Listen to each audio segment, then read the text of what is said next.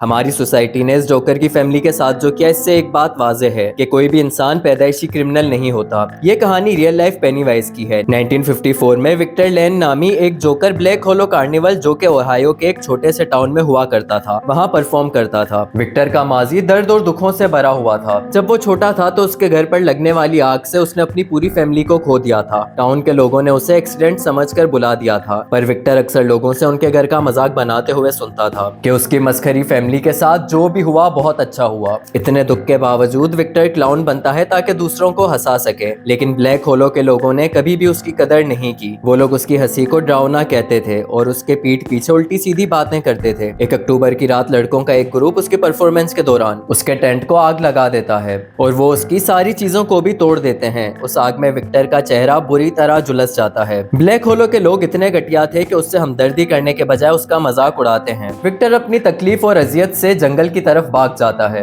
उस रात के बाद उस टाउन की फिजा ही बदल जाती है। वहाँ बच्चे गायब होना शुरू हो जाते हैं। जिस घर से बच्चा किडनैप होता था उस घर के बाहर रेड बलून्स लटके हुए होते थे, या उनके सहन में जानवरों की शेप के बलून्स होते थे। वहाँ के मेयर का बेटा भी किडनैप हो जाता है और उसके मेल बॉक्स पर भी लाल बलून होता है। फिर एक दिन कुछ लोगों ने विक्टर को रात के अंधेरे में जंगल की तरफ देखा। वो अपने जोकर के कॉस्ट्यूम में था और उसका जला हुआ चेहरा उसके मेकअप के बावजूद जाहिर हो रहा था। पुलिस ने जब उसे जंगल में ढूंढा तो उन्हें वहाँ एक झोंपड़ी दिखी जिसमें जोकर की चीजें थीं और काफी फैमिलीज की जली हुई तस्वीरें भी थीं। वहाँ एक शीशा भी था जिस पर लिखा था, अब कौन हंस रहा है। लेकिन विक्टर उन्हें वहाँ नहीं मिलता। आज भी ब्लैक होलो में अक्टूबर के महीने में अक्सर घरों के बाहर लाल बलून्स दिखते हैं। वहाँ के लोकल्स का मानना है कि ये उनके लिए एक वार्निंग है ताकि लोग कभी भी विक्टर को ना भूलें। और ब्लैक होलो का जोकर हर साल वापस आता है। हर साल उस टाउन का एक आदमी रेड बलून्स दिखने के बाद गायब हो जाता है।